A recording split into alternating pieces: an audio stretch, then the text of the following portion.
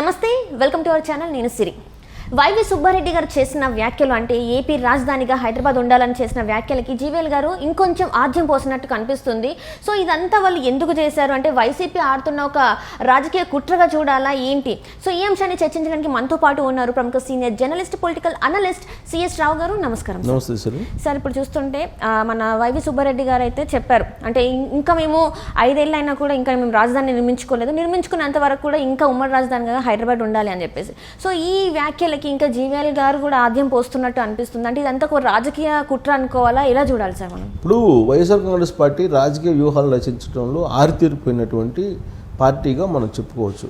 ఎందుకు అని అంటే 40 సంవత్సరాల పైగా రాజకీయ అనుభవం ఉన్నటువంటి చంద్రబాబు నాయుడు ఆధ్వర్యంలోని తెలుగుదేశం పార్టీ కన్నా కూడా పదునైనటువంటి, అలాగే ప్రత్యర్థుల్ని చిత్తు చేసేలా రాజకీయ వ్యూహాలను రచించడంలో వైఎస్ఆర్ కాంగ్రెస్ పార్టీ చాలా తక్కువ సమయంలోనే ఆరితేరిపోయింది. దానికి కారణం ఏంటంటే 2018లో జరిగినటువంటి ఒక ఎపిసోడ్ని మనం గుర్తు చేసుకోవచ్చు. అంటే 2019 ఎన్నికల ముందు అప్పటికి ఎన్డీఏలో భాగస్వామిగా తెలుగుదేశం పార్టీ ఉంది. రాష్ట్రాన్ని అభివృద్ధి పదాన్ని తీసుకెళ్లేటువంటి ప్రయత్నం చంద్రబాబు నాయుడు చేస్తున్నటువంటి సమయం అది. అప్పుడు ప్రత్యేక హోదా అనేటువంటి ఒక అస్త్రాన్ని బయటికి తీసింది వైఎస్ఆర్ కాంగ్రెస్ పార్టీ.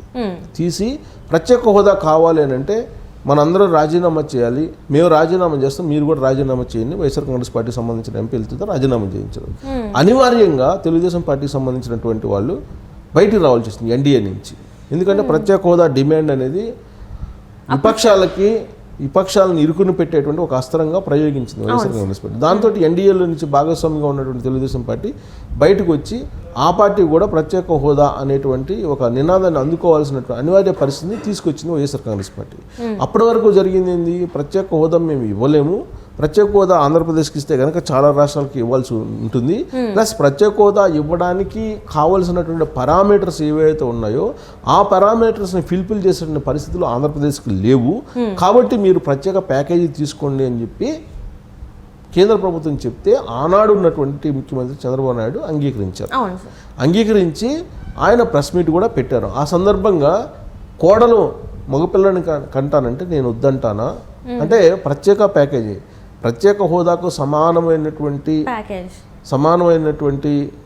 ప్యాకేజీ ఇస్తానని చెప్పి చెప్తున్నారు కదా. ప్రత్యేక హోదా అంటే ఏంటి, ప్రత్యేక ప్యాకేజీ అంటే ఏంటి, పేర్లలో మార్పే తప్ప బెనిఫిట్స్లో ఏం తేడా లేదు, కాబట్టి ప్రత్యేక ప్యాకేజీ ఇచ్చినా ఓకే అని చెప్పేసి చంద్రబాబు నాయుడు చెప్పారు.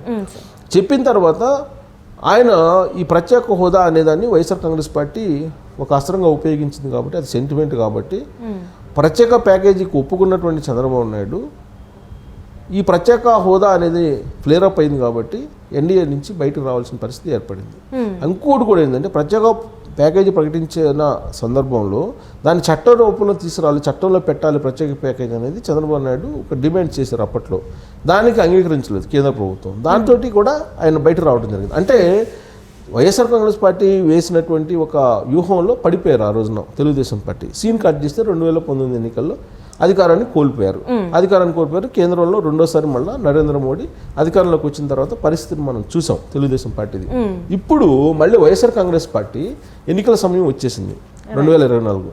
సో ఇప్పుడు ఏం అస్త్రాన్ని అందుకుంటుంది? రాజధాని అస్త్రాన్ని అందుకుంటుంది.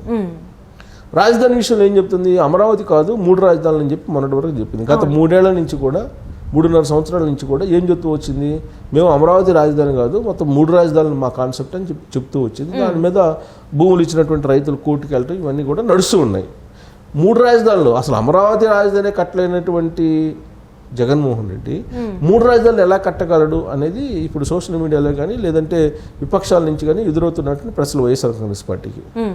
అసలు ఈ 3 రాజధానులు ఇలా ఉంచితే అసలు రాజధాని ఏది అని అంటే, ఇప్పుడు హైదరాబాద్ మన రాజధాని, మన ఉమ్మడి రాజధాని జూన్ వరకు ఉంది, దాన్ని ఎక్స్టెండ్ చేయించుకోవాలి, ఇప్పటి వరకు మన రాజధానిని నిర్మించుకోలేదు కాబట్టి అని చెప్పి వైవి సుబ్బారెడ్డి అన్నారు. వైవి సుబ్బారెడ్డి అన్న తర్వాత దానికి మరింత ఆజ్యం పోస్తూ బీఆర్ఎస్ పార్టీ అందుకుంది వ్యతిరేకంగా ఆయన వ్యాఖ్యలకి. అలాగే ఆయన వ్యాఖ్యలకి మద్దతు పలుకుతూ కొంతమంది వైఎస్ఆర్ కాంగ్రెస్ పార్టీ వాళ్ళు బయటకు వచ్చారు. వాటిని వ్యతిరేకిస్తూ బీజేపీ లైన్లోకి వచ్చింది. ఇప్పుడు బీజేపీ లైన్లోకి వచ్చి బీజేపీ ఇప్పుడు ఏమంటారు, జీవీఎల్ రాజ్యసభ మెంబరు, జీవీఎల్ ఏమంటారు, ఇప్పుడు కావాల్సింది ఆంధ్రప్రదేశ్కి ఆత్మనిర్భర్ ఆంధ్రప్రదేశ్ కావాలి అని చెప్పి ఒక కొత్త ట్యాగ్ దిగులు ఇచ్చాడు ఆయన. ఆత్మనిర్భర్ ఆంధ్రప్రదేశ్ కావాలి, మళ్ళీ రాజధాని 5 సంవత్సరాలుగా పరిపాలన చేస్తున్నట్టు జగన్మోహన్ రెడ్డి రాజధాని కట్టలేకపోయాడు. రాజధాని కట్టలేనటువంటి జగన్మోహన్ రెడ్డి ఇప్పుడు మళ్ళీ హైదరాబాద్ రాజధాని కావాలని చెప్పి ఎలా డిమాండ్ చేస్తారని చెప్పి ఆయన రాజకీయాన్ని రక్తి కట్టించేటువంటి ప్రయత్నం ఆయన చేస్తున్నారు. ఇక సోషల్ మీడియాలో అయితే వస్తున్నటువంటి కామెంట్స్ని చూస్తే వైవి సుబ్బారెడ్డి 2 days బ్యాక్ ఆ కామెంట్ చేశారు. ఆ రోజు నుంచి కూడా ఇవాళ వరకు కూడా సోషల్ మీడియాలో రకరకాల సెటైర్స్ వస్తున్నాయి. ఏం వస్తున్నాయి? ఇప్పటికి 3 రాజధానులు వెళ్ళిపోయి 4వ రాజధాని హైదరాబాదు, 5వ రాజధాని జెరూసలము, 6వ రాజధాని చెన్నై అని చెప్పి మద్రాసు చెబుతున్నారు. ఎందుకంటే మద్రాసు నుంచి విడిపోయింది ఆంధ్రప్రదేశ్. సో మద్రాసు నుంచి విడిపోయింది కాబట్టి ఇప్పుడు మనకు కూడా హక్కు ఉంది ఉమ్మడి రాజధాని మద్రాసు, కాబట్టి మద్రాసు చెన్నైని కూడా అడగండి అని ఒక సెట్ అయ్యారు. హైదరాబాద్ని ఎలాగో అడుగుతున్నారు, జెరూసలాన్ని కూడా అడగండి అని చెప్పి ఇంకొక సెట్ అయ్యారు. ఇలా రకరకాల సెటైర్లతోటి సోషల్ మీడియాలో అలాగే మీడియాలో కూడా ఈ రాజధాని చుట్టూ మొత్తం రాజకీయ నాటకాన్ని నడిపిస్తున్నారు. దీని వెనుక ఒక పెద్ద కుట్ర వ్యూహం ఉంది వైఎస్ఆర్ కాంగ్రెస్ పార్టీది. ఏంటి అని అంటే రాబోయేది ఎన్నికల సీజన్, ఎన్నికల రోజులు. సో ఈ ఎన్నికల రోజుల్లో సెంటిమెంట్ని పండించాలి. సెంటిమెంట్ని పండిస్తే కనుక ప్రత్యేక హోదా గురించి మేమే పోరాడుతున్నాం అని చెప్పి మరోసారి చెప్పుకునే ప్రయత్నం వైఎస్ఆర్ కాంగ్రెస్ పార్టీ చేయబోతుంది. దానికి సంబంధించి ఆల్రెడీ జగన్మోహన్ రెడ్డి కొన్ని రోజుల క్రితం మాట్లాడటం జరిగింది. ప్రత్యేక హోదా అనేదాన్ని, ప్రత్యేక హోదా నాకు 25 మంది ఎంపీలు ఇస్తే ప్రత్యేక హోదా తీసుకొస్తాను, కేంద్రం మెడలు వంచి అని చెప్పినటువంటి జగన్మోహన్ రెడ్డి మెడలు వంచకపోగా ఈయన అన్ని రకాలుగా వంగి అసలు ఆంధ్రప్రదేశ్ ప్రయోజనాలకి తూట్లు పొడిచారనేది విపక్షాలు చెబుతూ ఉన్నాయి. సో ఇలాంటి పరిస్థితుల్లో ఇప్పుడు మళ్ళా ఏంది, సెంటిమెంట్ని రెచ్చగొట్టి ఆంధ్రప్రదేశ్ ప్రయోజనాలని కాపాడాలంటే కేవలం జగన్మోహన్ రెడ్డి అనేటువంటి ఒక ప్రచారాన్ని, ఒక ప్రాపగాండాన్ని తీసుకొచ్చే ప్రయత్నం చేస్తుంది. అందుకు రాజధాని అంశాన్ని తీసుకొచ్చారు. ఒకటి. రెండేంటంటే రాజధానికి సంబంధించి అసలు హైదరాబాద్ని ఎందుకు కోరుతున్నారు ఉమ్మడి రాజధాని అంటే, మొత్తం ఆస్తులు జగన్మోహన్ రెడ్డికి ఉన్నటువంటి వాటిలో 80% హైదరాబాద్లో ఉన్నాయి. కాబట్టి ఉమ్మడి రాజధాని కావాలని ఆయన కోరుకుంటున్నాడు హైదరాబాద్ అనేది ఒకటి. ఇప్పుడు రాబోయేటువంటి రోజుల్లో బీఆర్ఎస్ పార్టీకి ఎంతో కొంత ఓటు పెరగాలంటే సెంటిమెంట్ రంగరించాలి. ఒకవైపు కృష్ణా వాటర్ రంగరించారు, ఇంకొక వైపు ఇప్పుడు రాజధాని విషయం రంగరిస్తున్నారు.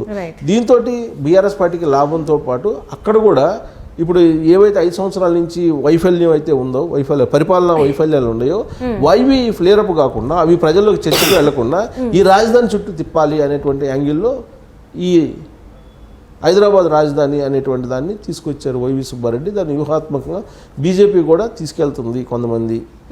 సో దీని వెనక హిడెన్ ఎజెండా ఏంటి?